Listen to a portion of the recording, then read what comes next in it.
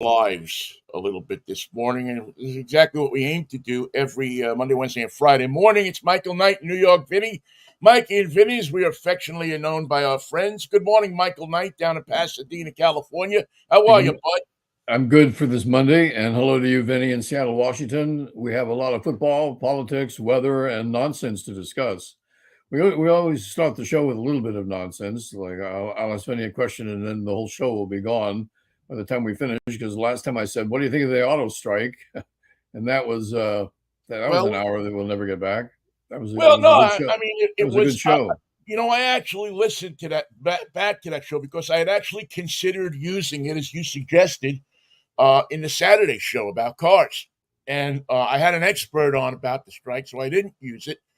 But I will tell you that in talking to the expert about the strike and about Detroit, there was nothing in that he said that we hadn't talked about on on Friday. Freaky in a freaky way too. Right. And especially what I was interested in, and I said something that was, purely my opinion, but yet it bore out to be true that a big piece of this is the union having to reassert itself among its members and among and Sean Fain, who is the new head of that union, having to assert himself as the leader of that union, and the weight that that carries in this strike. And don't underestimate that piece of it. That here's a guy who is willing to put people out of work for a week or two to further his means. Um, as much as to get benefits. Now, yeah, you can put it under the guise of getting benefits for his people, and they are. I mean, from a person, I haven't heard anybody say that they don't deserve the raises, that they don't deserve the bonuses. But It's funny, isn't it, that people who make cars get the support of the public, people who write scripts and who act for a living, who use their bodies and their talent for their income, are considered lesser workers, are considered not heavy labor, are considered dilettantes. because Somebody who's squandered. Yeah, right. Somebody who's squandered. Well, not everybody can put together a Chevy, for that matter. It's not for everyone.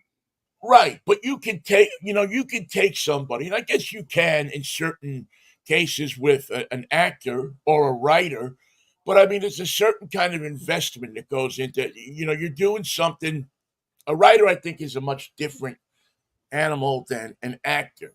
An actor, most people believe that they equate actor to a sitcom. They look at a sitcom and they see Ricky Schroeder walking in, and I can do that. That happens every day in my house. Um, same thing with a sports talk host. Well, Everybody thinks that listens to us thinks they can do our job uh, better than we can do it. and much better than we do it, and probably, as I've proven a few times, 50% of them are right. Well, Uh, that's the way it is all across America on any topic. About 50% of the people who have an opinion are right. yeah, well, but it's more than that's more than just having an opinion. Because if it was having just an opinion, then that's social media. Right. Everybody has an opinion, but the engagement of people, the getting people to doing interviews to get something out of people, the concept that you think beyond your world into somebody else's world. How many times have we both been told, "Well, you're not an athlete, so how could you comment on athletic stuff? You're not a baseball player. How could you comment?" Experience and observation, keen observation, and then more experience. Maybe I've seen more baseball than you have, and maybe that has resulted in me being an authority on the topic, dear sir. But you can call it anytime you want with your opinion, as long as it's not about gambling or uh, fantasy football. Although I've changed my mind on both those. 30 seconds with the timer. Yes, we'll take the call, but you got 30 seconds. Run with it now.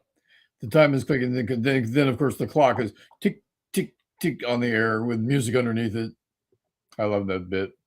Yeah, it's but so to do what we do is a gift, but most people don't realize that. To do what the car makers do is a training. You can take almost anybody, pull them off the street, put them on an assembly line, and with the repetition, I mean, it's designed.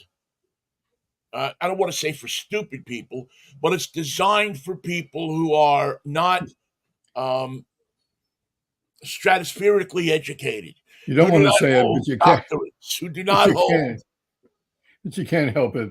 I don't want to call him stupid, but I can't help myself over here. Yeah, it's not, but it's not stupid. It's just it's not a.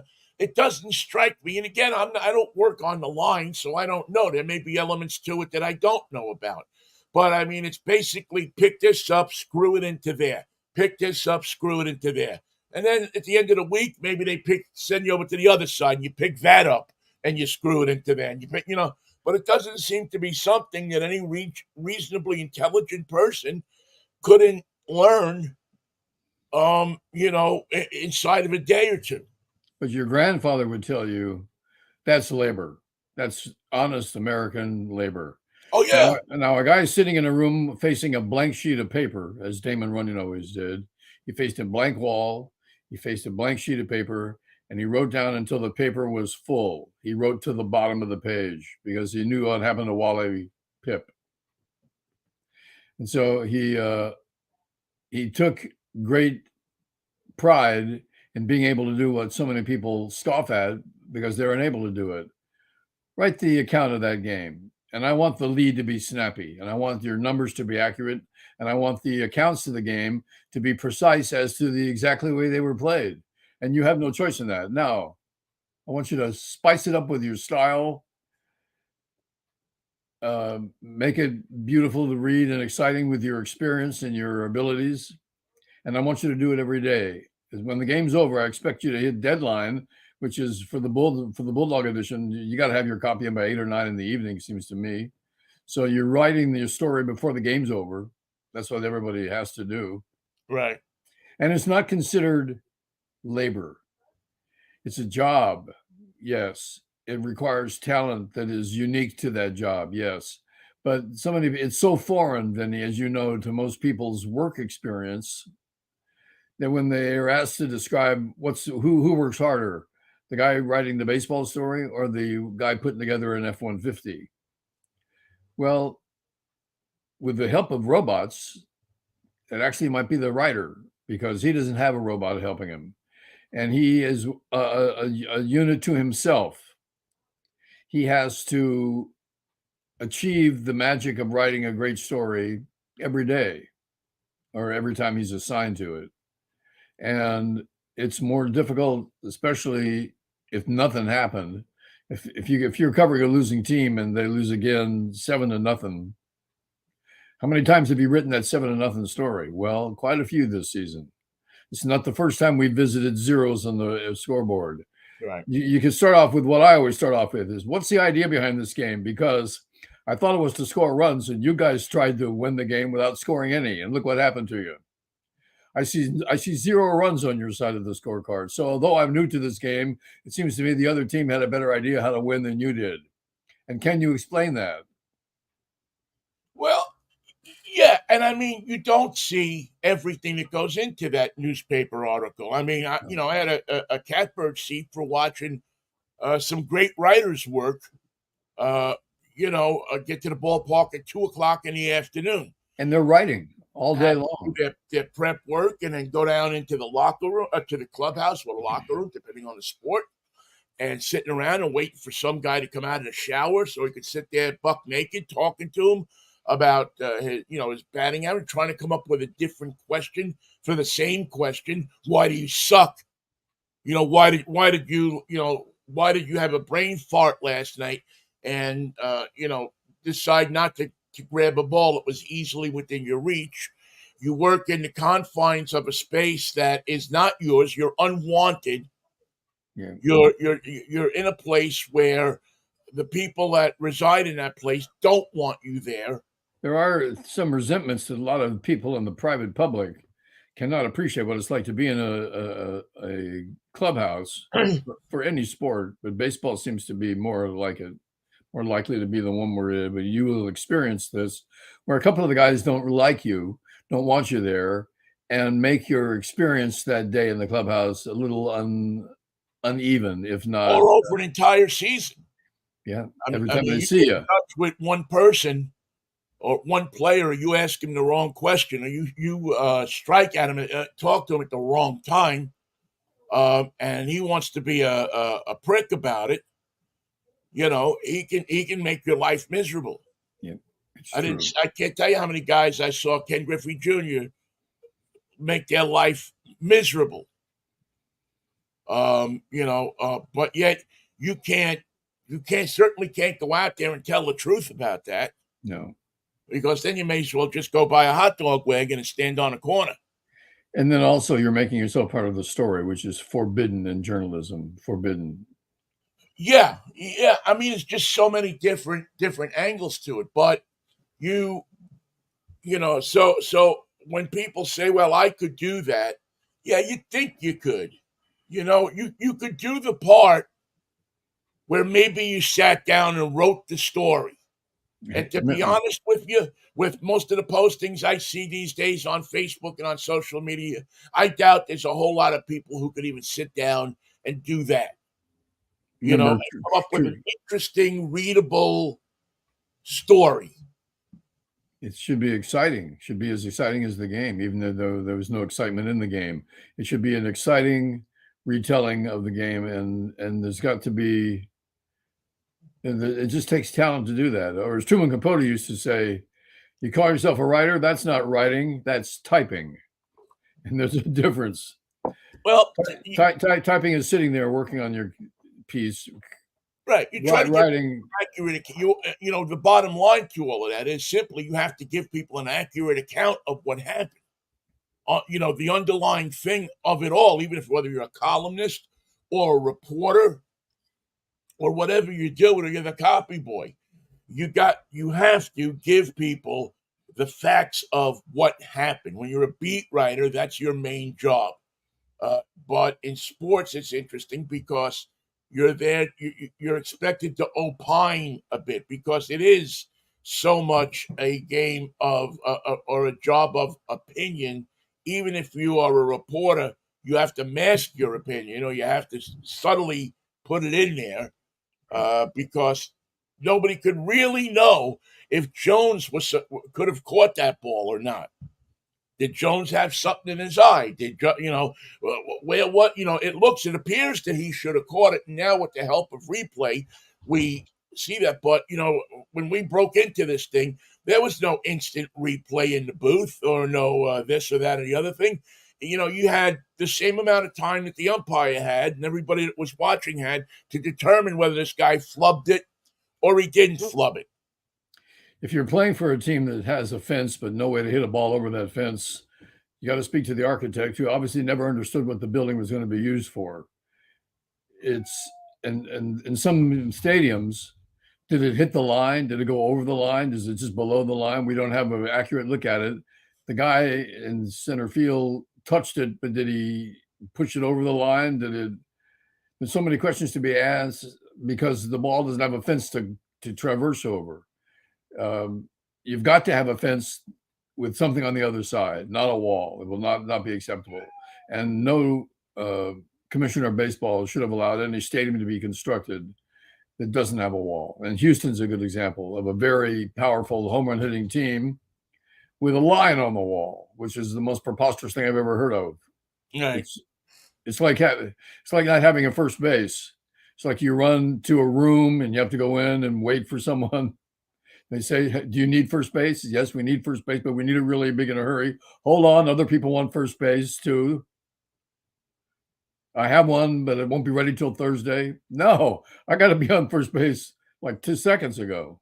Right, and on top of that is the opinion that from many of the younger writers and people that are stewarded with the game now, or that have stewardship of the game now, that home runs are what people want to see, and maybe they're right. Maybe they're 100% right, but to me and many people that are my age, my age, our age doesn't count anymore. But to many people, they want to see an exciting game. They Yes. want to see the runners in motion. They want to see people bunting. They want to see pit. They want to see. But baseball has decided, however, they've come to the conclusion that people aren't excited by those kinds of games. I'll tell you what, if you have a baseball game where people are running and bunting and sacrificing and doing those things and getting on base and moving the runners over every inning, you don't give a damn if the game is 8 hours long. You don't need Well, a pitch clock my because San there's Francisco, something to see. my San Francisco Giants scored 6 runs in the 5th inning yesterday, managed to win a game. They hadn't won a lot recently. They managed to win one game 11-10. And it brought to mind, as I watched the highlights, what can happen in an inning and how destructive a base hit can be when you have men on base and they can't get you out. It's just we're trying to get that damn first out, and they've already scored 3 runs. Then there's a double. Then there's a walk. Then there's an intentional walk. Now the bases are loaded again. Double up the alley. Single again. 6 runs scored in the inning. And the Giants don't have innings like that. But the excitement of it was wonderful to see, however rare it comes by. Here's a good example of what I'm talking about with labor. This is a true story of a guy I used to know who wrote jingles. And his pal made the mistake of letting the client sit in on the session. They didn't have a jingle. They knew what the tagline was going to be. I don't know what this. Our soap tastes great. That's the tagline. So he writes the jingle. Our soap tastes great. Everyone agrees. No matter what you do, you can bake a cake. You can have a steak. But our soap tastes great. And the guy said, "That was so easy." The client, "You just knocked that right out." And he said, "How much is that going to cost me?" He says, "Well, we already discussed our fees based on your needs and the recording and the time we're going to use this, blah, blah, blah. It's X amount of dollars. It took you 15 seconds to do that. Why should I pay you that kind of money?" So the jingle guy had heard this before. And he said, "Okay, you don't have to pay me the money. Just pay me $1 every time you use it." And he got that idea from a guy who created logos. The company said, "God, that was so quick. What do we owe you, $50?" And he said, "No, you owe me 1 cent every time you use this logo. Every piece of paper, every envelope, every building, every memo, everything you use, every T-shirt that you print, just give me a penny for every time that is used." And the guy got the message. But the assumption is that was so easy. You just knock something out on the piano. Anybody could do that. Anybody can write a jingle. Anybody can draw the logo. Anybody can write a script. Now we extend it to that. Anybody can act in the '70s show, except Masterson. Apparently, he was not acting. He was just that weird after all. It was just that, yeah. So it's funny that kind of labor, that kind of talent, being a writer, being an actor, being a creative person, being a radio personality, being someone who writes jingles, is minimized, is trivialized. It's not real labor. It's not real work, because it's a result of your talent, which God gave you. You didn't even come up with that on your own. That just happened to you. You're lucky, but you're also cursed, because that's your job now. And you've got to work for Disney to make a good salary. And Disney thinks, just like everybody else thinks, I could get 10 of you in a minute. I don't need you. There's people out there who are better than you at whatever it is you think you're so good at. Now we're running a company. We're dollars and cents men. We're businessmen. We're merchants of art. What are you? You're a hangers-on. You're the guy who does the voice for the rabbit. That's not talent. That's just something that you do to pass the time. And it's funny how dismissive we are of what we consider to be lesser than jobs, or jobs based only on someone's talent or abilities that are separate apart from what he might have learned in school. Well, I don't think it's just that, Michael. I can remember when I did, when I drove a tow truck and would go out and we had a at that time it was expensive, I would think, somewhat expensive, but we charged people $15 to go out and boost their car. That's cheap. Well, but then it wasn't. It was that's what the charge was, and if it was at night, it was $20 because we had to get up out of bed or go out there at night. And anyway, I can't tell you how many people, how many fights I got into, how many arguments I got into with people who didn't want to pay the $15 to the point where I wouldn't start somebody's car Till you were unless paid. they paid me the $15 first. Great idea. So and I always tried to figure out what do these people think? Well, this guy next to me could have started me with his booster cables. Well, why the hell didn't you ask him? Yeah. Why didn't you do that? Why did you call me? Why did you call me? Have me come down with my truck with my Fox Start unit that cost at the time a few $100s to install. It had has the plug that you put the cables in and you boost the car. It has 24 volts as opposed to the 12 that the car takes. So it has extra power to crank the car on a cold morning or whatever. Why did you have me spend gas to come down here? Why is my labor, is my being, is my existence not worth anything to you? Are you much better because you drive a Cadillac and I have a Chevy pickup truck? I mean, what's your freaking reasoning behind you thinking? Not just the fact that I came out at 11 o'clock at night when you were stuck in the middle of 18th Avenue in Brooklyn with 2 or 3 gangs of kids looking to rip your car off or rip you off or kill you. You needed help. You need help. You need service. You need assistance, and you need it now. I mean, I'm your savior right here in this exactly. situation. And if I told you that I could get you the savior for $15, you'd probably be running to the bank and breaking it open to get money out to get me. Well, I've had Jesus work on my car. It's not all that's cracked up to be. Not all it's cracked up to. But you would never imagine the amount of people that used to argue about that. Wow. And I actually had to have some people arrested for theft of service. It's funny. I work for my. Voted to them to do that because you had a tow truck or because you had boosted cables.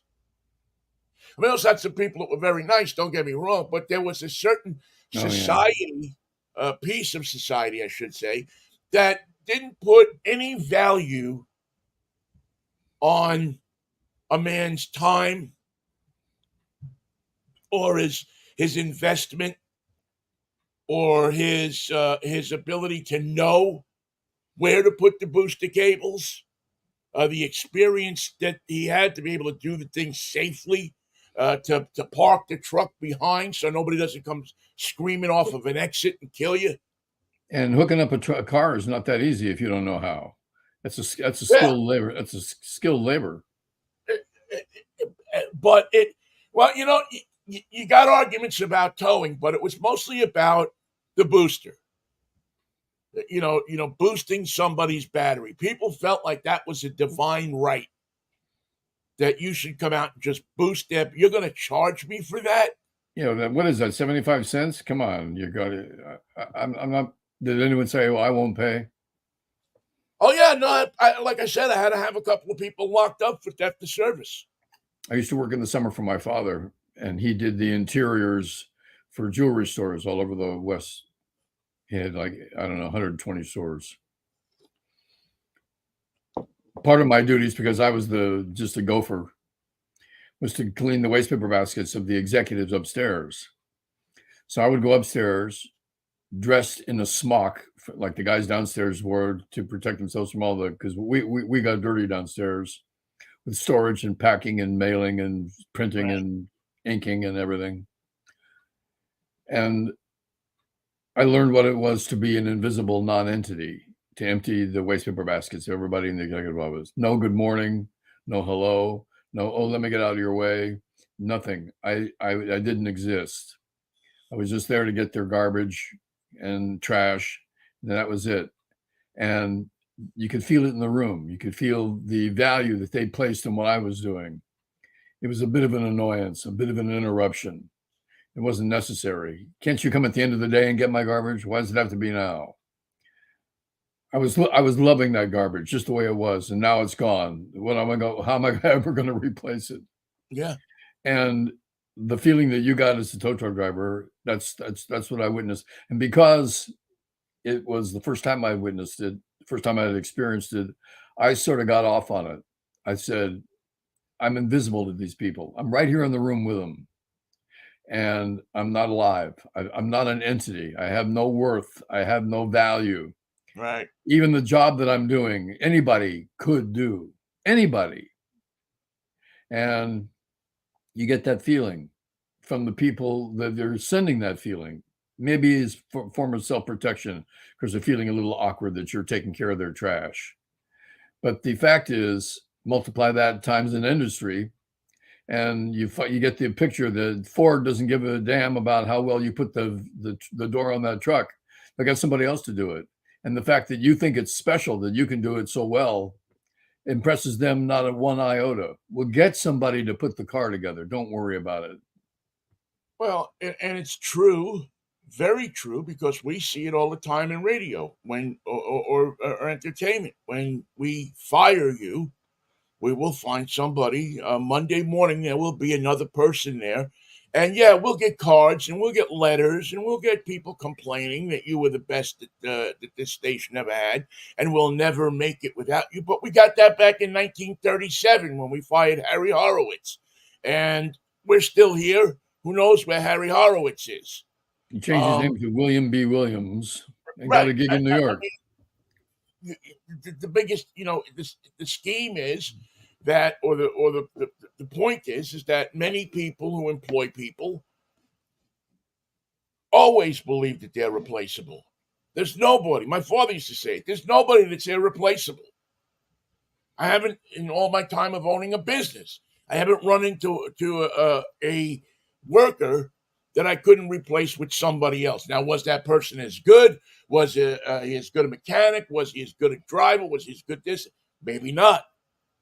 But you know what? As long as the people got their car ran or they got their car from A to B or this or that or the other thing, they don't care.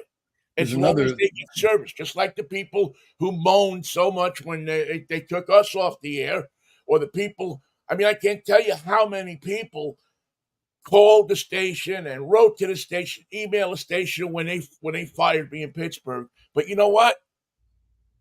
They had somebody else there the next day. Yeah. And in a week or two, all those emails run out because people listen to the other guy and they get into it, and that's it. That's all. You're done. Plus, program directors and general managers and executives at the radio level have no qualms about firing somebody. Tucker Carlson got fired. He still hasn't got another gig. And that's an example, just one example. A disc jockey today is getting fired in Kansas City. I hope it's not Pip Jiggerman, but it could be. And they'll do it just to get him out of the building with no hindsight, with no guilt, with no, I wonder if we did the right thing here, or am I going to regret this 60 days down the line? The question is unanswered because it's different for everybody's situation. But in one of the businesses that prepares better than many, like show business does, is they'll fire you, but they have a compete clause in your contract. Right. Not only can they fire you, they can prevent you from going to work somewhere else. Right. And that's a clause that, by the way, when tested in court, is always thrown out. You always win that case. And is now illegal in more and more states. I know it's illegal in Washington. I believe it's illegal now in California. That if somebody leaves to go across the street to work for somebody else, that's a different story. But if you discharge somebody from their job in the state of Washington, you cannot prevent them from going to work for somebody else. Unfortunately, that job didn't come along. quick enough for some people, because I know lots of people up here and in many places who had a city year and wait because it was right there in their contract that they couldn't go to work for somebody else. In that case, sometimes you can insist that you continue to be paid by the entity that prevents you from getting other work. Well, the second contract that I signed, yes, I made sure that the first contract I signed, I did. Luckily, I didn't get fired.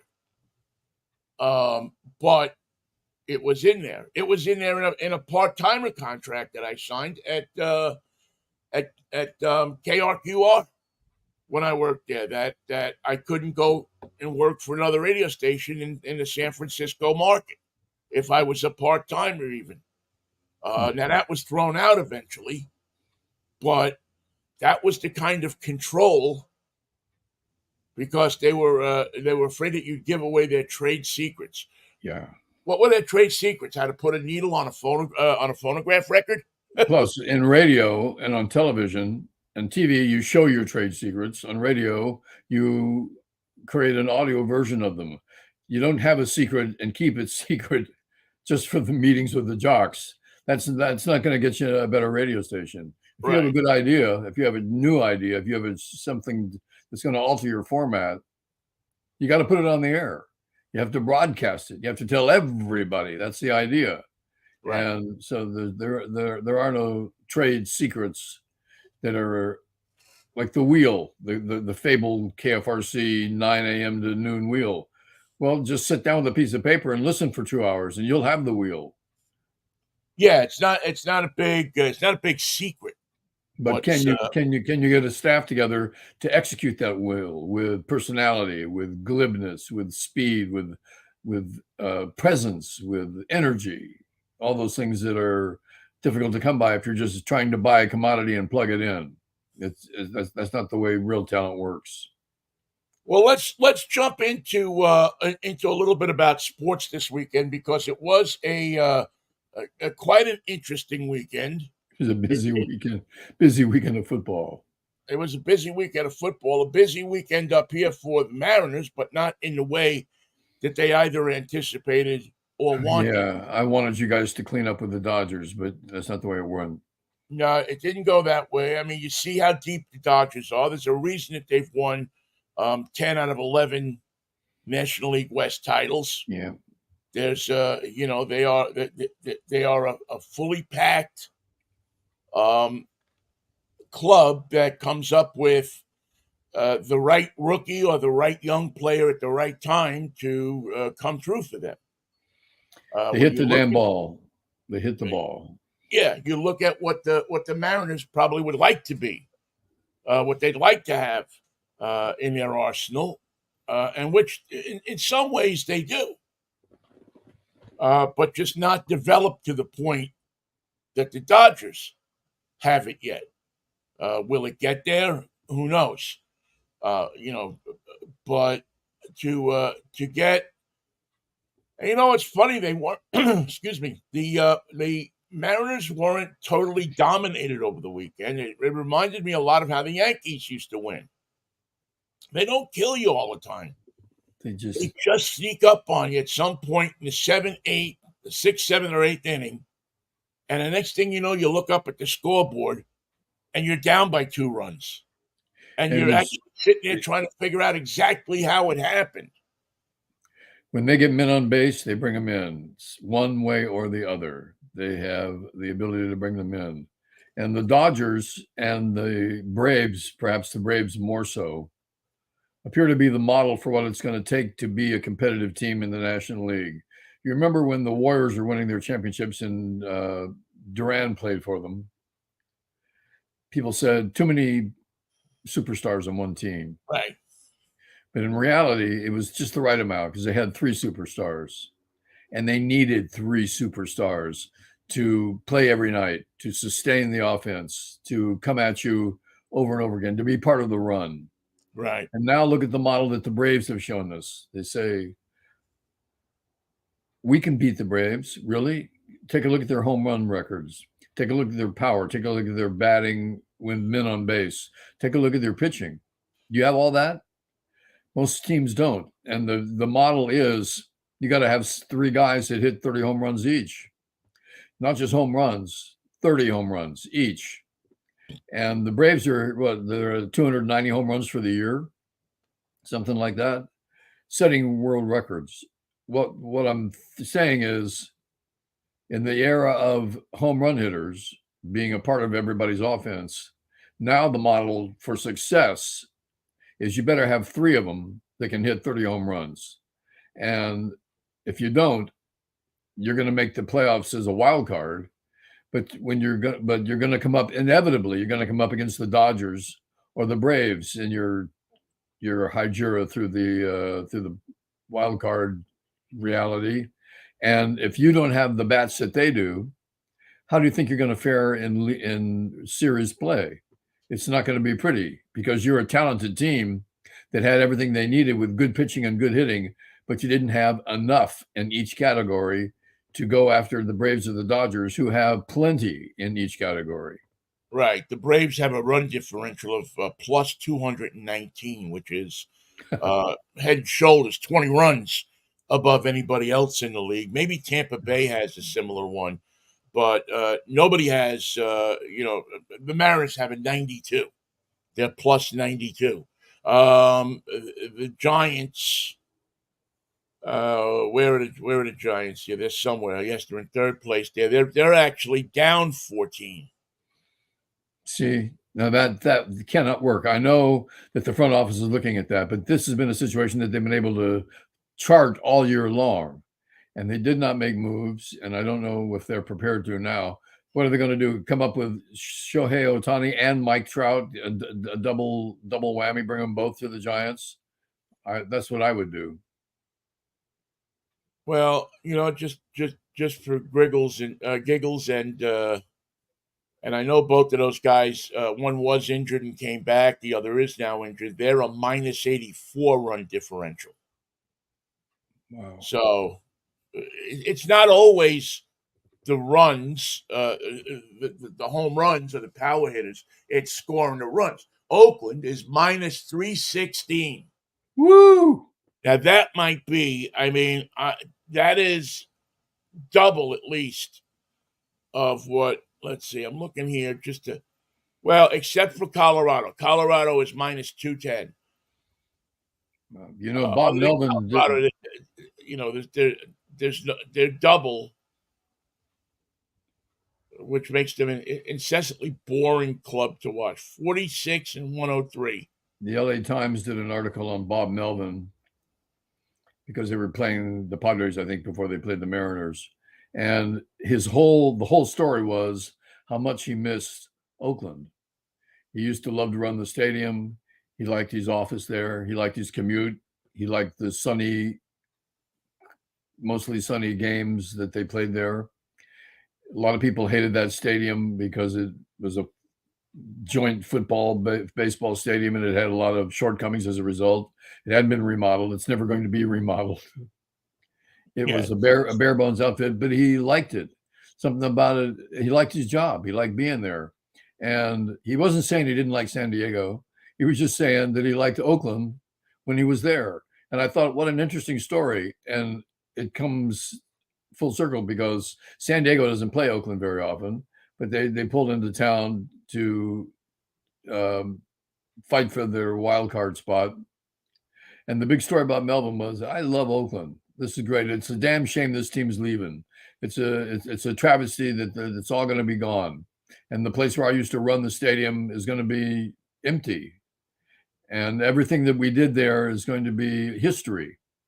And I thought most managers would have kept that to themselves, but he waxed poetic about it and spoke well.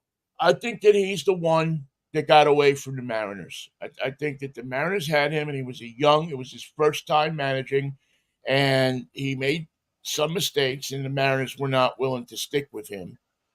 And I think that was a mistake. I think that they should have stuck with him and should have kept him around and should have let him do a little bit of learning on the job. What the hell, they weren't going to be winning anything anyway. But I think at that time he had trouble managing higher profile players. Mm-hmm. He's kind of because quiet. they got the run of the clubhouse, and a manager can't have that if he's to be a successful manager. That's right. We saw that with several people, and I think that you could see that Bob was gonna, he had the tools. He knew the game. It wasn't about not knowing the game. It wasn't about making bad moves. It was about things that you had to learn probably through experience more than anything else. You just had to get comfortable in your skin telling guys that you used to dick around with what to do. It's what happened when you become a corporal in the army, or you all of a sudden now you're charged with telling the same guys that you were gambling with the night before that they got to go clean the latrine. Plus, why would I listen to you? You're a second lieutenant. Exactly. And he didn't command that kind of respect from people right away. Right away. But he's turned out to be one of the best managers in baseball. What he did in Oakland was nothing short of unbelievable. He had a team there that was in flux all the time and kept them competitive, kept them interesting, and it's a shame. I mean, it's a shame that the Padres tanked this year. To a certain degree, that they're not what everybody thought they were going to be. But so are the Mets. I was hoping he was going to wind up with the Mets when they were making their moves. I was hoping that he was, although I don't know that he would have been the right guy for that job, in all honesty, because I think the media would have ate him up in New York. I mean, Showalter is a good guy for that job because he knows how to deal with the media, which, as we know, can be the pressure from the media can be just unbearable. Somewhat distracting. To a mellow California dude who Yeah. comes in and says, it surfs up, I mean, but yeah, it was a baseball wise, it was a sucky weekend. The Mariners lost the 3 to the Dodgers. Now they go back on I think they go for their final road trip of the year, and they're in I mean, they're still in it in the wild card. They're 2.5 back in the division, so they're still, and they play Houston and Texas a bunch over the next 2 weeks. So their destiny is kind of in their own hands. But they didn't show me anything this weekend that said to me that when they meet a team the caliber of the Dodgers or the Braves, I don't know, pick a team, Minnesota, teams like that they're going to be able to beat those teams. Houston is the team they handle the best. I think they're 8-2 against Houston, and they got a ton of games against them. Texas, they have a winning record against 2, I believe. So this is what you're going to see. They will have their opportunity because they play division games, I believe, the rest of the way. They have 3 tonight. I think they start a 3-game series in Oakland tonight. And that's a good place to get. That's a good place to get well right now. If you can. Well, yes and no. I mean, who did Oakland go in and beat? Didn't they beat the Astros 2 out of 3? They've been tough. They've been tougher. They've been tougher than the kids are up and they're getting the look-see. Yeah. And they're playing some ball. They're 4-6 in their last 10. And now they've lost 4 in a row. But for the A's, this year, that's actually good to be close to 500. They're having the type of season that the Pac-12 is having. Pac-12 is being dissolved. There's only 2 members left in it, and they're suing the rest of them. But look around the league. Washington with its quarterback. Oregon State with its quarterback. Washington State with its quarterback. USC with a powerful offense. And, of course, the Buffaloes of Colorado, 3-0. So the Pac-12 right now is a mystery to some people because it dissolved. Some people said it was a weak conference and deserved its fate. Others said it was historic and deserves to be preserved. But while these teams are making plans to leave, what they put together is an extraordinary year of talented offense and visionary coaches. And it just goes to show you that the Pac-12 didn't know what it had when it had it. But now I can look around and see all this talent being played, all these dramatic games being played, all this attention being paid to Colorado, but certainly to USC and to Washington. The Huskies had a dominating game, and this weekend they showed them in no uncertain terms. The Buffalo's a little different. They just about couged it. I don't know if you saw the game. No, I know that they pulled a victory from the jaws of defeat. Yeah, that's what they did. But using the term correctly, and I know, yeah, and well, listen, the Pac-10, Pac-12, Pac-8 has always been management-wise has always been a questionable league. They had everything laid out in front of them to be successful, and they've always managed somehow, some way to screw it up. To coug it. Well, I'm not going to say coug it, but I'll say to screw it up. Because I don't know that they ever had. See, to coug it is to be ahead comfortably and to blow it. I don't know that the Pac-10, Pac-12, Pac-8 was ever ahead comfortably and screwed it up. They had the opportunity to be. They had the opportunity to, to have great television contracts. They had, incredible major markets up and down the coast. I mean, they had a similar situation than any team. The only thing that they fought, the Pac-10, was the compulsion for people to go do something on a Saturday instead of sit in a stadium and watch college football. Well, if you have a winning program right now, the Huskies are sold out. The Trojans are sold out. UCLA is sold out. Washington, the Oregon State team is very powerful with Ugalele, and they're sold out. And the Colorado team is selling out and in multiples that cannot even be understood. Right, but their television contracts. They went with the Pac. Have you ever seen anything on the Pac-12 network?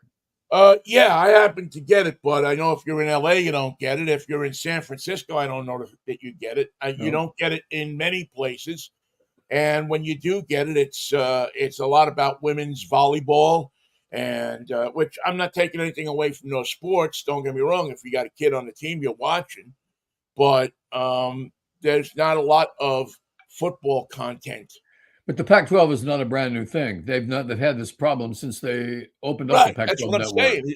Is they had all the ingredients, and they wouldn't fix it. And they knew not how to sit down and say, okay, we have X, X, X, and X.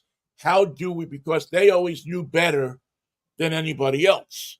Consultants and different people had talked to them and told them that you have to open up this market. You have to show your games in Los Angeles, make them easily accessible, because that's how you will sell X, Y, and Z, jerseys, jackets, merchandise. That's how you will.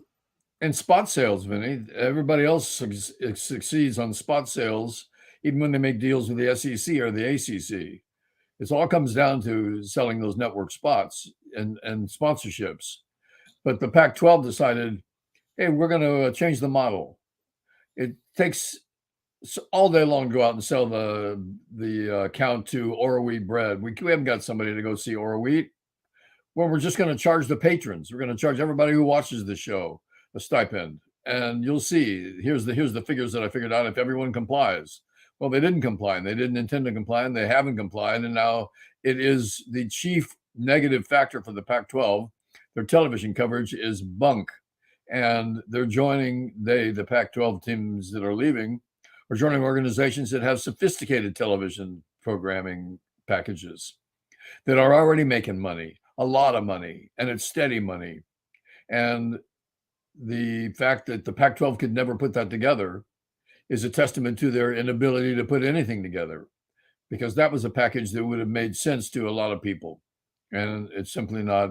And they've been like that, Michael. They've been like that for years and years and years. This is not something that's new with the Pac-10, Pac-12, Pac-8.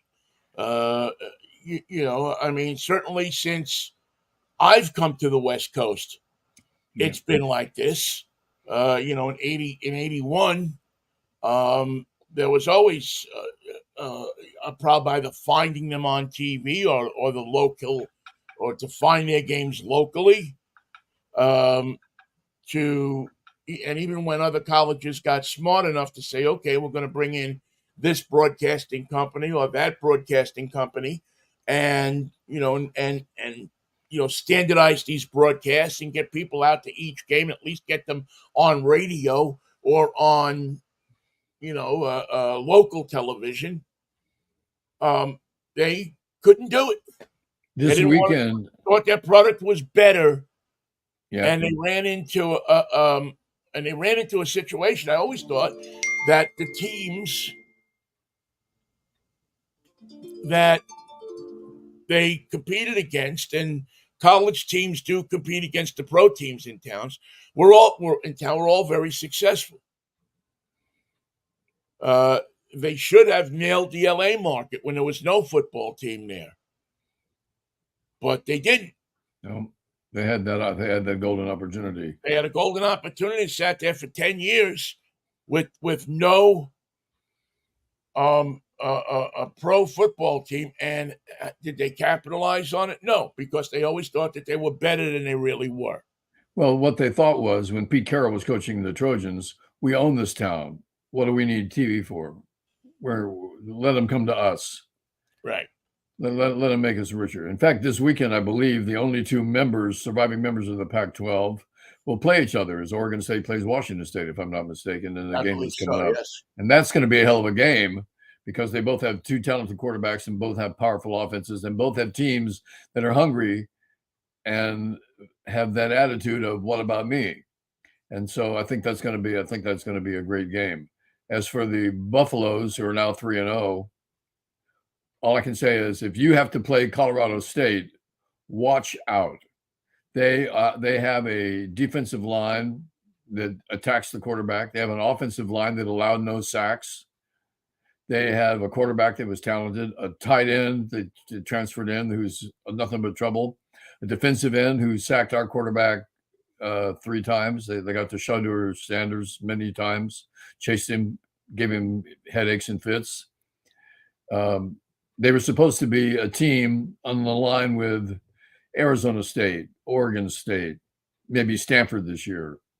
Interesting organization, a lot of storied history, but no real stars. Well, these kids all transferred in through the portal, much like they did at Colorado, and they had an all new line. They had an all new secondary, and they had talented skill positions, really talented. And I'm saying it's a team to be reckoned with because they put on a show that just about took prime time to 2-1. Now they rallied with their talent, and that's commendable. And the town went crazy when they won. But you know who they have next week? These Buffaloes have to go to Eugene, Oregon, and play the Ducks.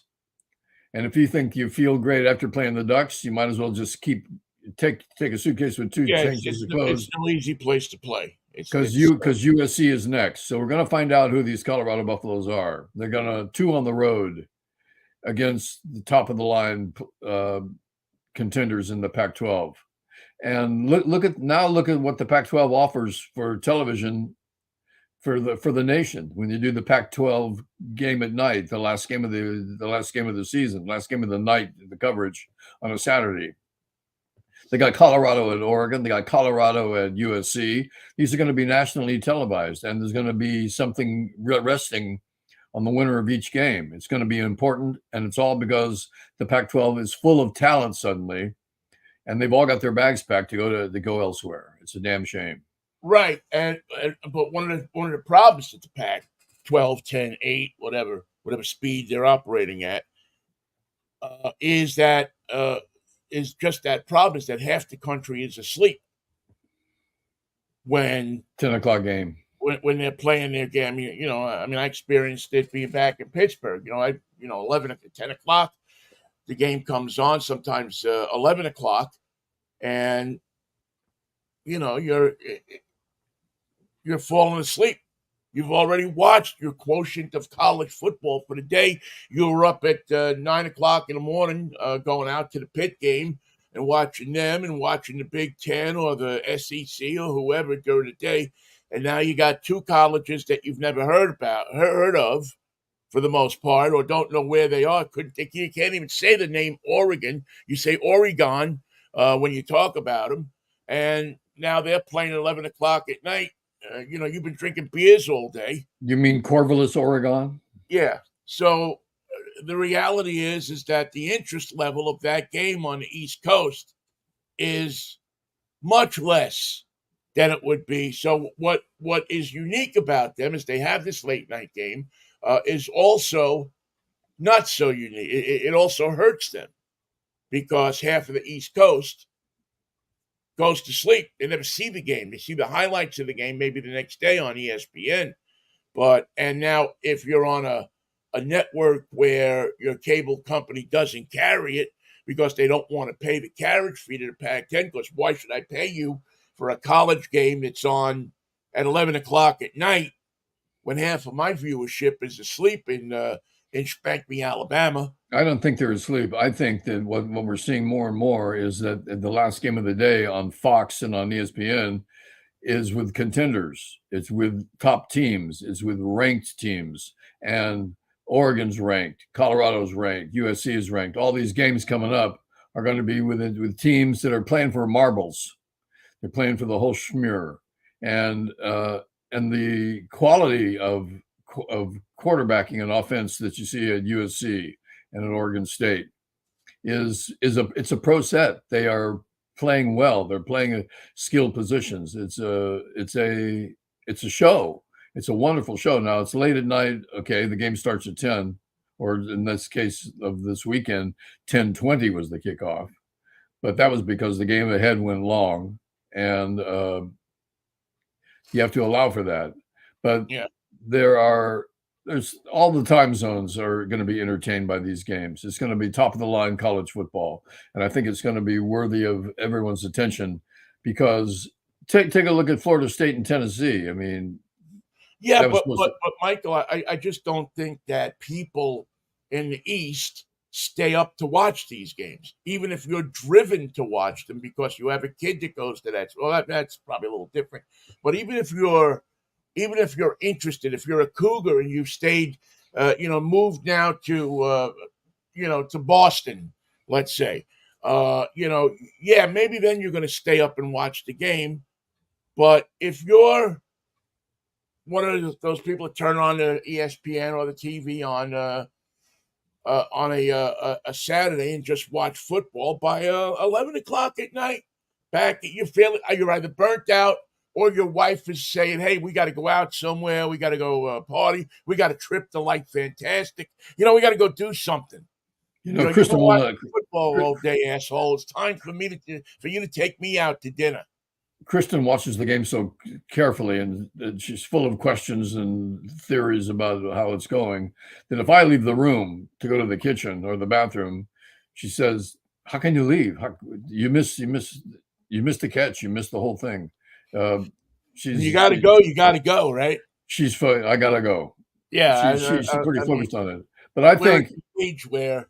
Well, I don't know about the people on the East Coast. I can't speak for them. They're a different breed of sports fan, and I appreciate that intensity. But a lot of what the decision-making process we make when it's Saturday morning and you're going to watch college football is I'm not going to go to just any channel. I want to see some ranked teams. And if one of the ranked teams is blowing out Western Southern Kentucky, I'm gone. Even though it may be Alabama, I don't want to see them dominate somebody else. I want to see a close game, and if I have three to choose from, I'm happy. I'll watch all three at the same time, flipping back and forth. I'm just looking for action. I think it's driven back east much more, as it is out here. I think to a certain degree, much more number one alumni, where you went or where your wife or friends may have gone, that you want to see that game so that you can talk about, and then number two.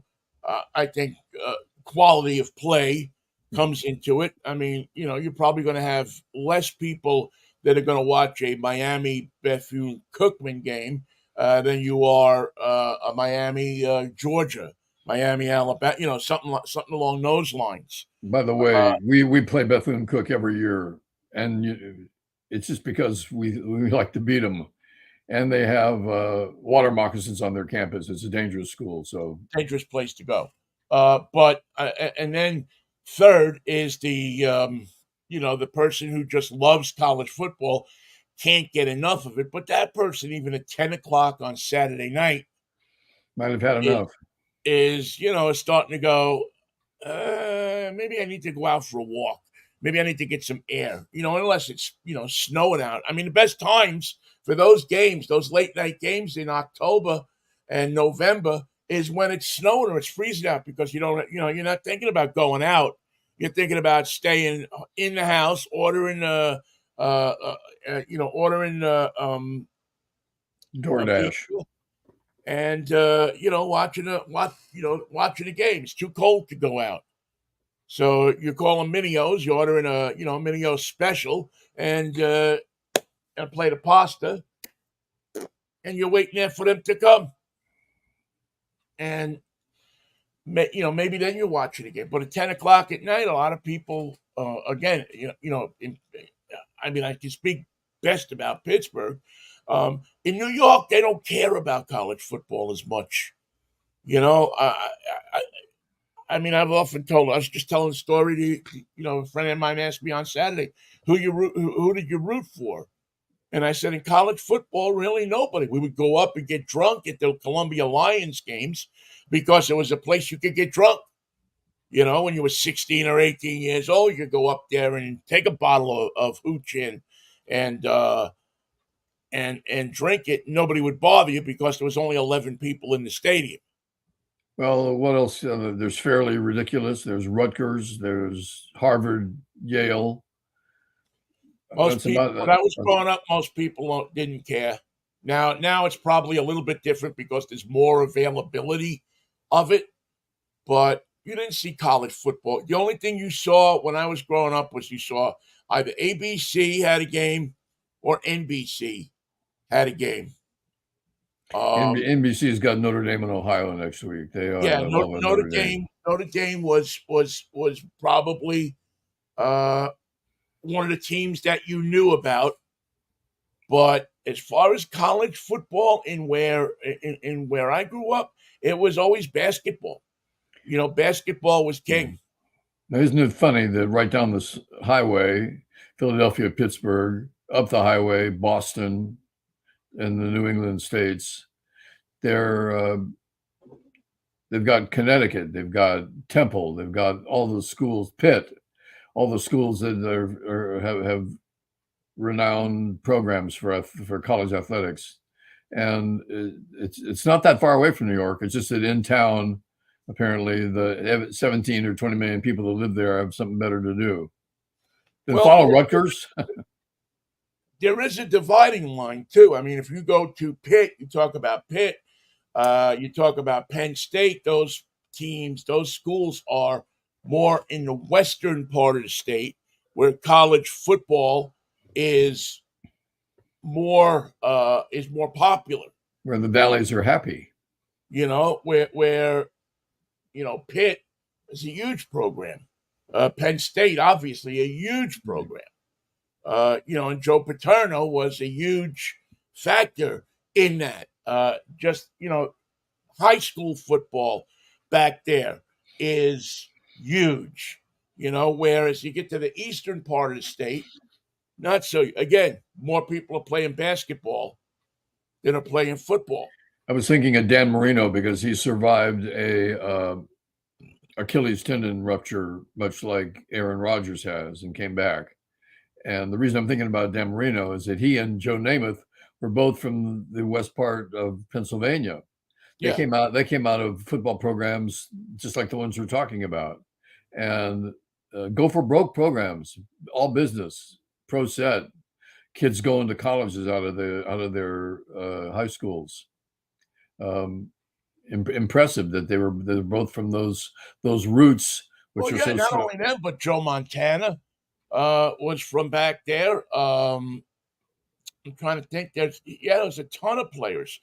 I used to call it the fertile football crescent because there's that swatch from eastern Ohio, western Pennsylvania, going up through the center of Pennsylvania, up by Penn State, and probably as far over as Williamsport, where high school football on a Saturday night or Friday night, excuse me, is everybody's there. Yeah, There's everybody. nothing else going on in the town but the high school football game, and the scouts are there, and everybody is there paying attention to that game. There are some local stations that put them on TV. They almost all stream now, but back in the day, that is where people. That was the Friday night date. That was the Friday night thing you did. Is you went to in New York City, you didn't do that, and even in No. Jersey, you didn't do that.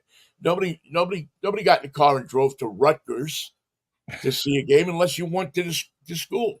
As I said, Columbia played in Upper Manhattan, and that was mostly a place for people to go get drunk. Their famous running back was a guy named Jack Kerouac at one time. Yeah, Lou Gehrig was playing up. I mean, Fordham enjoyed some notoriety because of the I forget the conference that they played in, but you could go to Fordham and find some. Mostly, if you went to a college football game in the New York City metropolitan area on a Saturday afternoon, it wasn't hard to get a seat, and that continued on up until you got past Bristol, Connecticut. And then again, some of those teams up there and in upstate New York, yeah, it started to get a little more intense. But for whatever reason, growing up in New York City, it just wasn't and another piece of the puzzle, Michael, was that you always had a team in contention in New York in the fall for the World Series. Always. Baseball, the Yankees dominated. The Giants dominated the back page of the sports paper. I don't ever remember seeing a college game on the back page of the Daily News or the New York Post when I was growing up. Ever. If you go back to when Royal Brome was writing columns about sports, not every major college had a team of any sort. And he was writing accounts of Yale and Harvard playing because it was a big deal. Everybody got together, Yale versus Harvard. Who's going to win this year? They hate each other. They're rivals. They've been like this forever.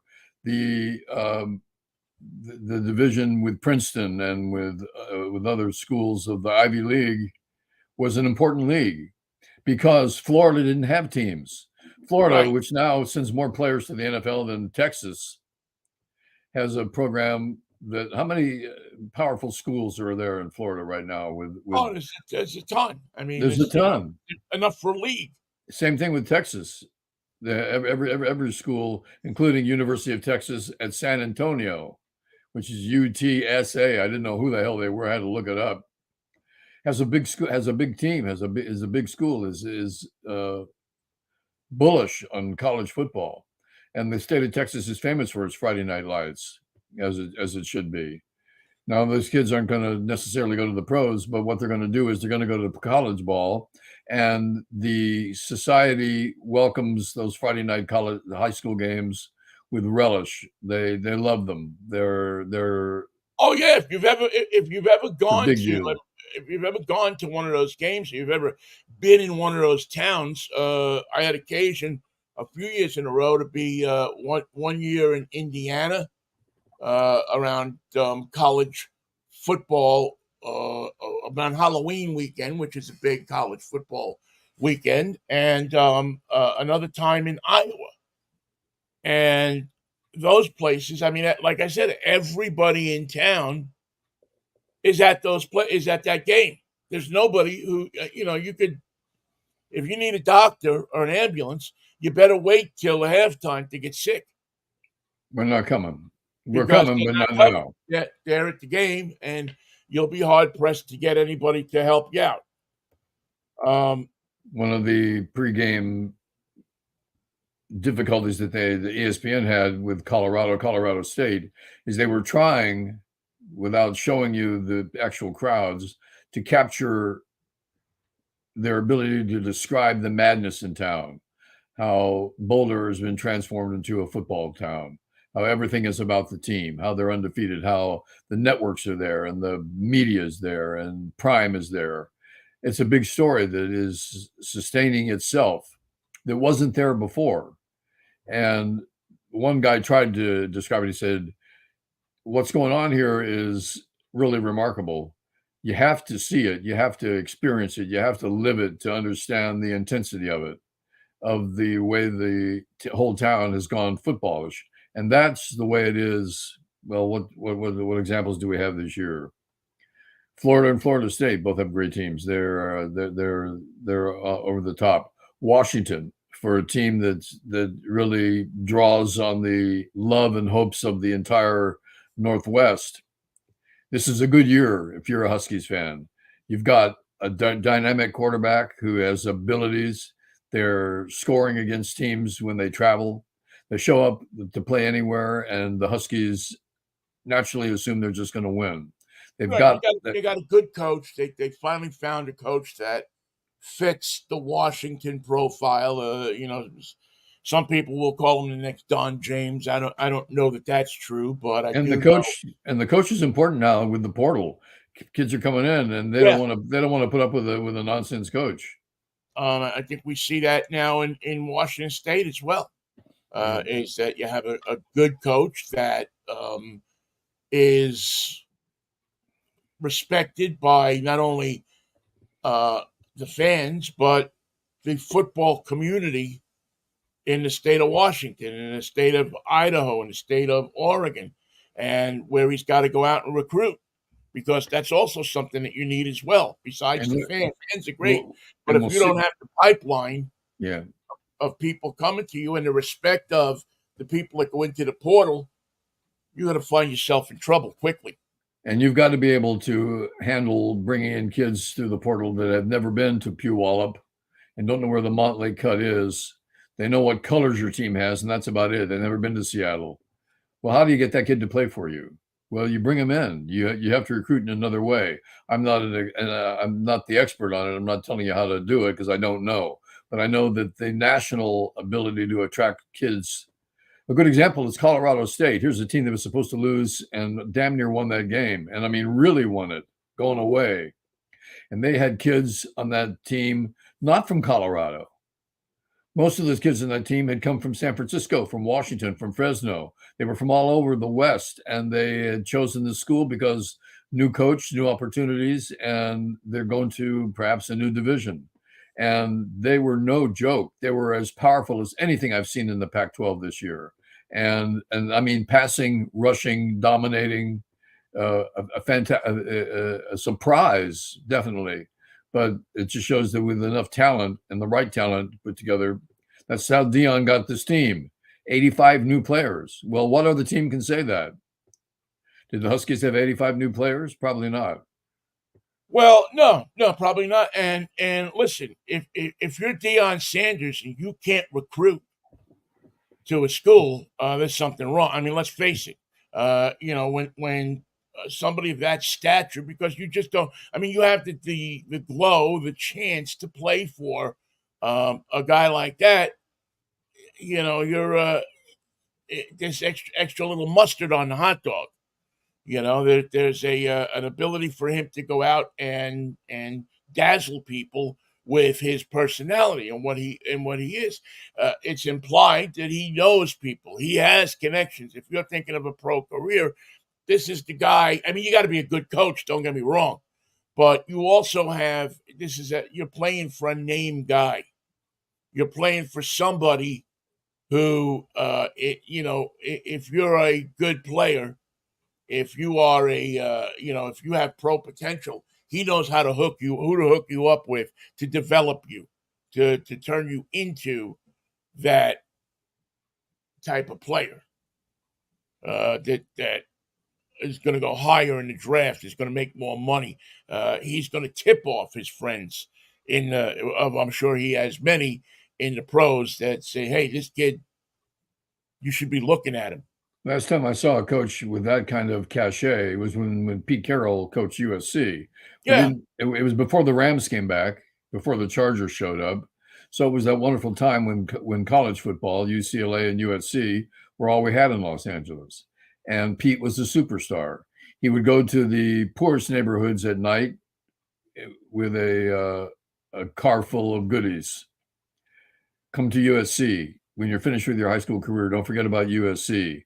Here's t-shirts for the neighborhood. Here's t-shirts for the social club. Here's hats and tickets for tomorrow's game. He knew how to work the neighborhoods, Yeah. and That's why he became the coach of the Seahawks, because he had to get out of USC.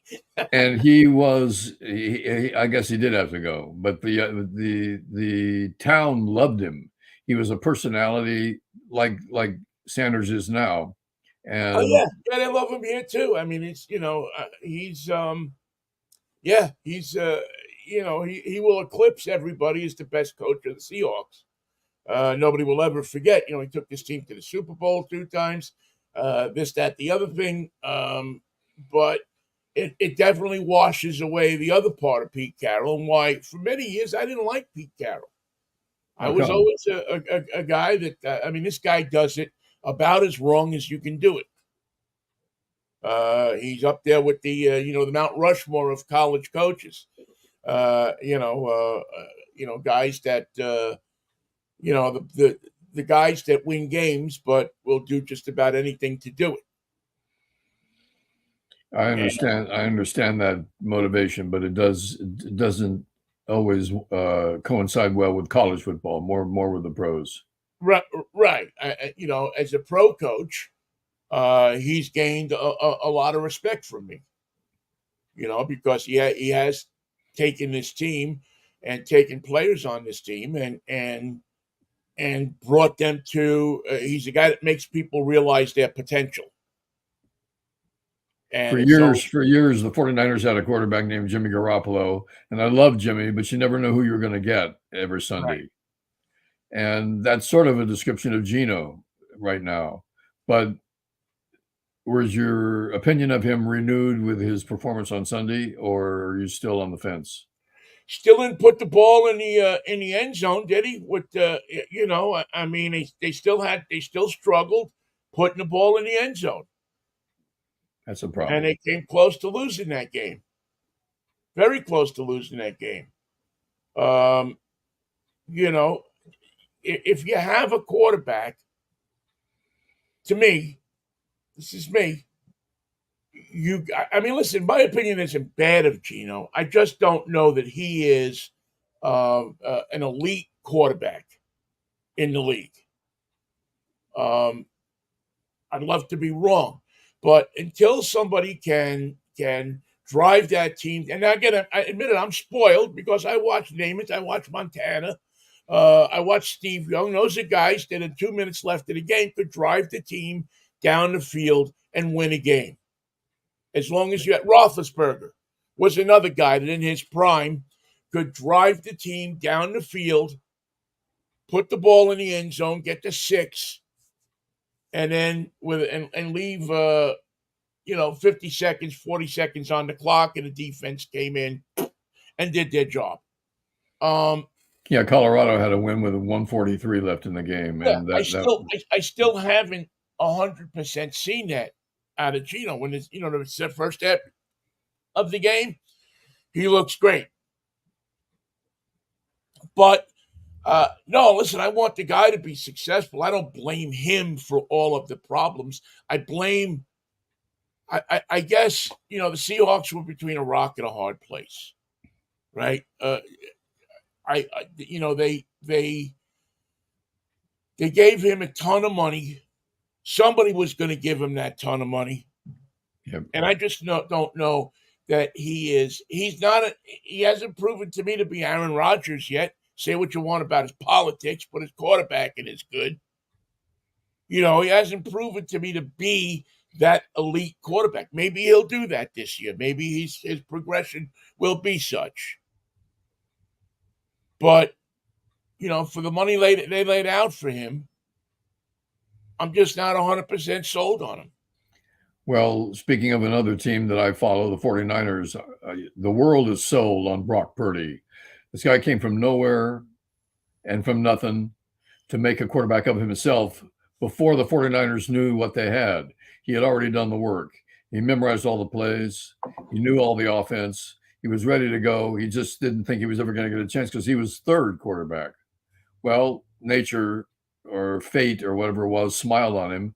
And the odd thing about it was, instead of being like Zach Wilson in New York, he was ready for the challenge that they gave him. They said, we're going to run a few plays because you're not familiar. Oh yeah, I know the playbook. I know them all. I know the playbook inside and out. I've memorized it. I'm ready to go. And they didn't even know that. They had no idea what they had. They had no idea when he was the third quarterback of what they were not using, and what they were making excuses. Well, he's the kid. He's the pickup. He's Mr. Irrelevant. 262. Who nobody wanted him. We got him. What are we going to do? But there was the magic already in place, waiting to be called upon, and he was ready to start. Now he's marshaling Kittle, Deebo Samuel, Brandon Ayuk, Christian McCaffrey, all this offensive power, all the defensive shenanigans from the 49ers that take the ball away. 2 interceptions yesterday of the Rams. It turned out it's a team that where the hell did they come from? It happened when Purdy took the reins. The team transformed itself, and now you can't imagine him without him. The fact that he looks a little like Montana, a little like Steve Young, his coolness, his demeanor, his unshakable preparation, fascinating to watch because the kid was passed by everybody. He wasn't even he couldn't get his cup of coffee in college with anybody. Nobody was interested in him. So our talent does come from different places. But in the case of the 49ers and the Seahawks, the talent came from the third string quarterback. Geno wasn't third string, but he was in line with no real hope of ever winning the job. Well, he was the second string, and then Russell Wilson went belly up. Yep. And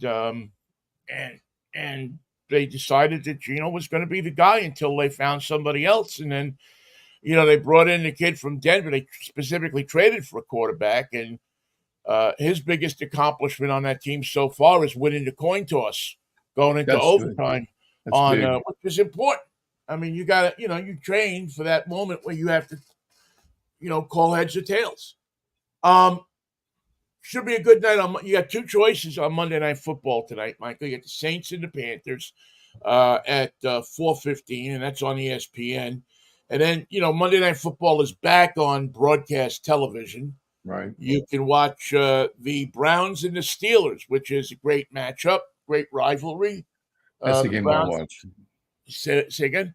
That's the game that I'm going to watch because of the rivalry. The Browns and the Steelers are going to go. I get a chance to watch Kenny Pickett, who is one of my favorite quarterbacks in the league right now, and I think a guy who's going to have a lot of success in Pittsburgh.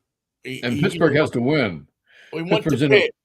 Yeah, he's got to win. And the Steelers are. I hate to say it's a critical juncture. It is for the Steelers that this is a must-win game, but good God.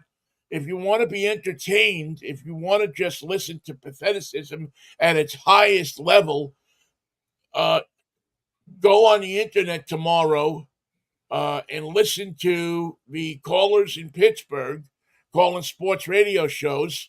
You can dial up the Fan on the internet or WDVE and listen to what it'll sound like if Pickett and the Steelers lose the game tonight.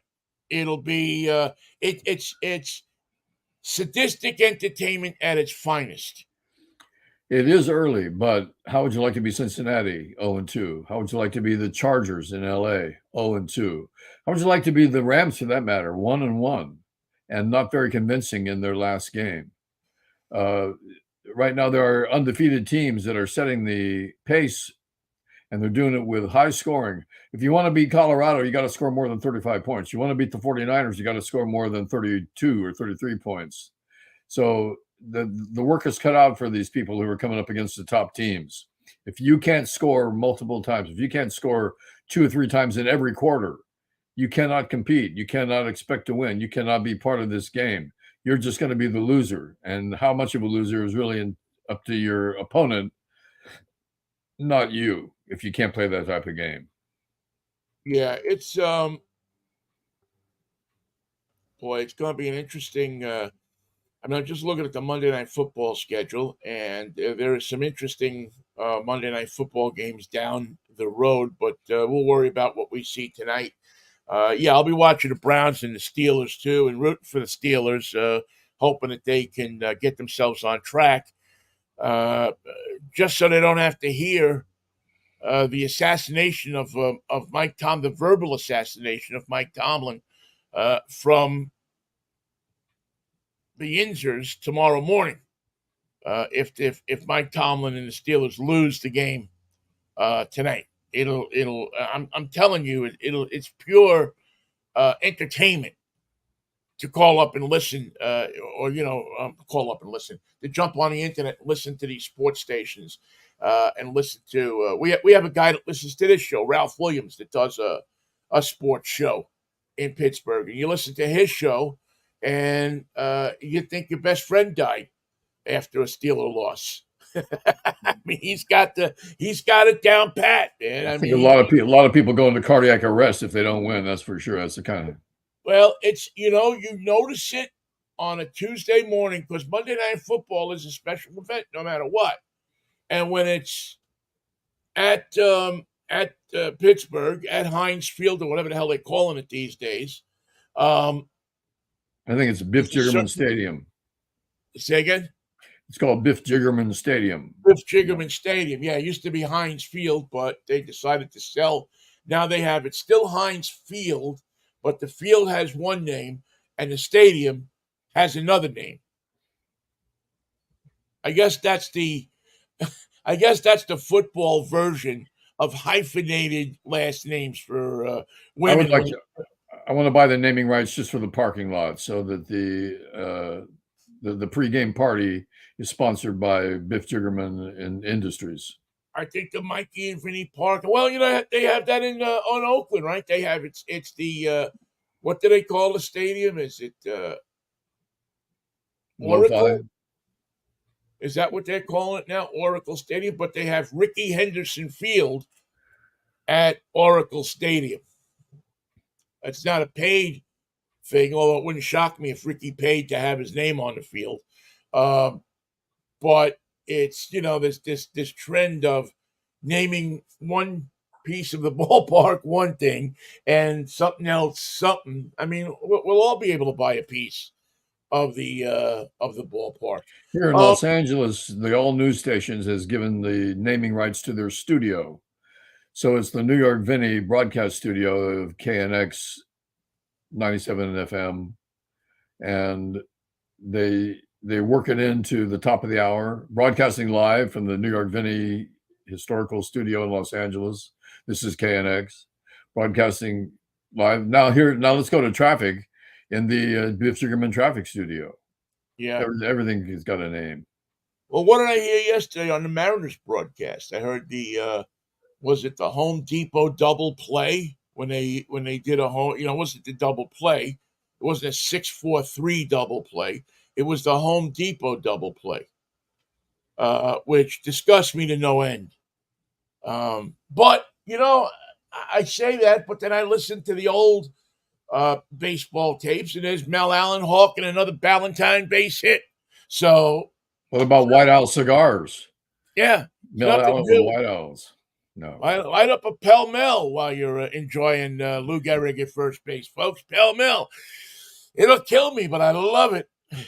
Why don't they put a filter on these babies? Because they're Why? gel nails. Yeah, Why? why? Why? Exactly. Why? What are you, not Why, a I man? ask You you? need a filter?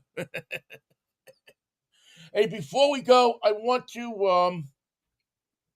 just want to mention, I haven't had a chance to write this on my Facebook page, and I will a little bit later about this. But I lost a dear, dear friend over the weekend, Michael. I got a call on Saturday that my buddy Indy Indridson. I don't know if you remember Indy from our show. We met Indy. You and I both met him at the first um, Mariner Cystic Fibrosis golf tournament that we ever did back in 92, 93. I Right. think was the first one I did. I think you may have done one before that.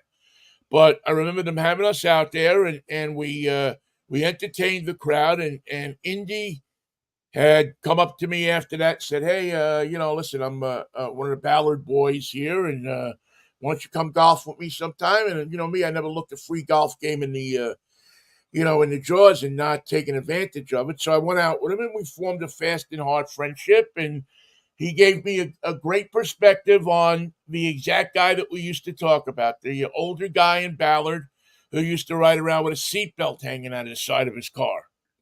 Before they had the seatbelts that you had to pull across, you'd stand on Market Street in Ballard and you would look at cars and they would be going down Ballard, Market Street with a seatbelt hanging out. And does he have his turn indicator on? Yes, Yeah, yes, good. and he never turned off his turn indicator. But he became, especially after my father passed away, he became like a father to me. Like the older guy. I mean, if I didn't call him for 2 weeks, he would call me and make sure I was doing okay.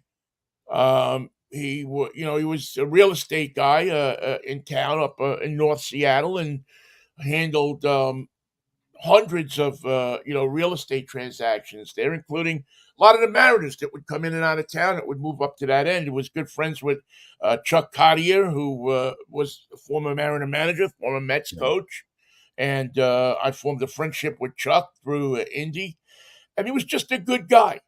I had lunch with him not last Tuesday, but the day before my birthday, or Wow. Wednesday before, I forget. And you knew that, he'd been a little sick lately, but not that you expect bad. But then I got a text on Saturday morning that he passed away peacefully in his sleep. Wow. Uh, and I'll miss the guy. I'll miss seeing his name show up on my phone. And he was one of those friends, Michael, and I'm sure you have a friend like this, that you see their name and you don't pick up the phone. Say, I'll call him back in a couple of minutes, Yeah. or I'll call him back in a half hour. I'll call him back, or you text him, I'll call you back. And Indy was that kind of guy. I'd see his name come up and I go, I want to talk to him, but I don't have, it's going to be a half hour phone call. So, I'll call him back later or tonight or tomorrow. And every once in a while, I wouldn't call him back, and he'd call me, "Where the hell are you?" Yada yada, and I'd be embarrassed and upset. But I think maybe sometimes I took him for granted like that. And I was looking at my phone this morning and just realizing that I'll never see Indy's name pop up on my phone. I won't be able to tell him that, or just for him to know that I'll call him back tonight or tomorrow or the next day. And that's sad. I should have appreciated him calling more. Well, I did don't appreciate it, but I should have. It's like one of those things where you should pick up the phone, but you got a million things going on. He always called me in the show. I mean, I don't think he ever realized that we did a show because he would call me at least once a week during the show. And I'd look down and I'd see his name flashing up. But he lived a ripe old life. He used to be good friends with Don Ho. So I heard a number of Don Ho stories from Hawaii. He lived over in Hawaii for a while, was a Navy veteran, and just one of those guys that when your dad passes, one of those older guys that you want to have in your life. That you can talk to, that will listen to you, and I mean, he was with me through 2 divorces and a couple of houses and a lot, and yeah. He was a good friend, a good confidant, somebody who always boosted my ego when I was around him. He always, would he had a good sense of he had a much better sense of my value than I did, and he was able to make me realize that a lot of times. And so I'll miss him. I feel bad for his family, his lovely wife, um, and his daughter. And I just, little did I know that when we were sitting there at Dick's in the parking lot a week or so ago, that it would be the last time that we would see each other or talk to each other. That's So it odd. really does. I always say something. Warren Zevon left me a line that I think is the truest line in life, and it really applies here. Enjoy every sandwich. I think I want to do pastrami and cheese and enjoy the hell out of it for Indy. I'm Yeah, sorry. I'm sorry that you lost a friend. I'm about to do the same.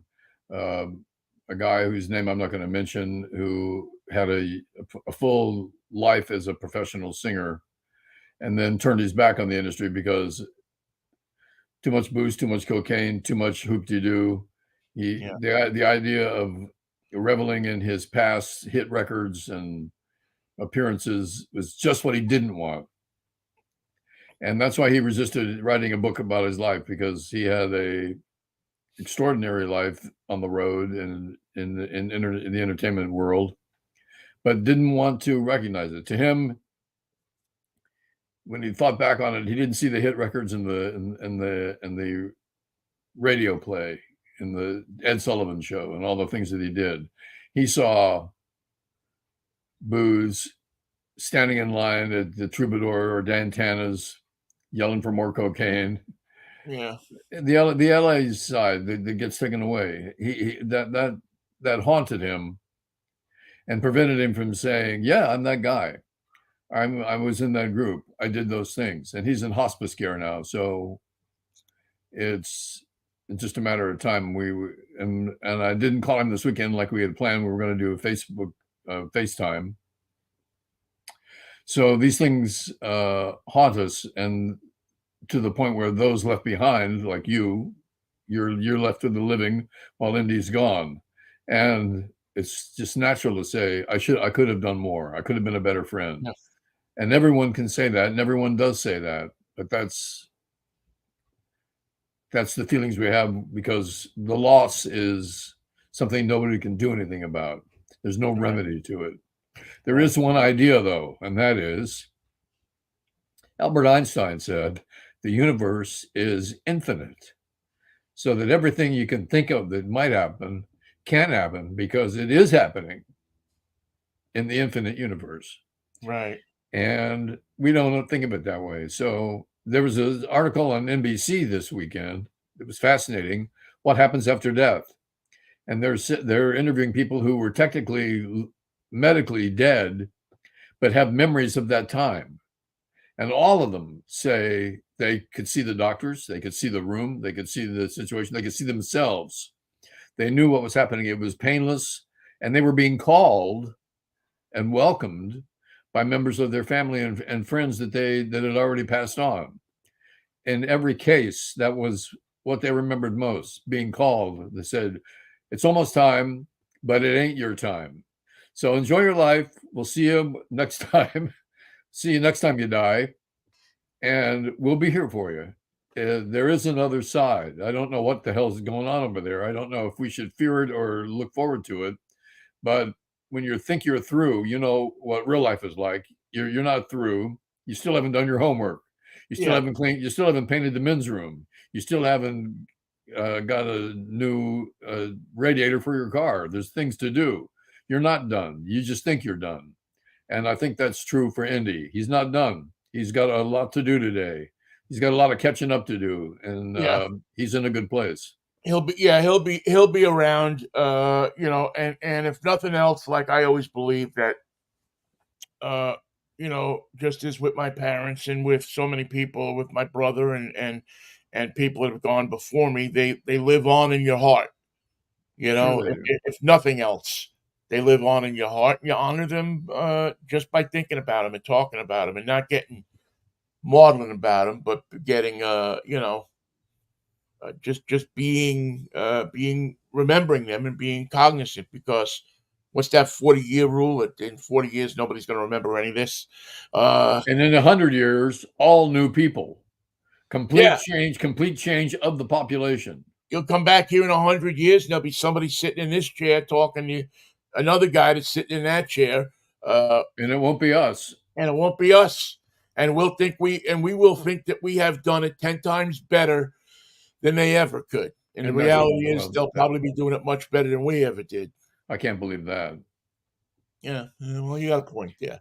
All right, Mikey, I will catch up with you Wicked Wednesday. On Wednesday, if the Lord's willing, the creek don't rise. Stay well until then, and I'll catch up with you then. Peace, love, and Manischewitz, man. The sun came out for the first time in 4 days in LA. It's going to be all right. It's out here too. Indy must be watching over us. Thank you, Indy. I appreciate it. Can't tell you how much I appreciate that. All right, Mikey. I'll talk to you on Wednesday. Peace, love, and Manischewitz, baby. What a wine. See you, Vinnie. See you, Mikey. Thanks for listening, everybody.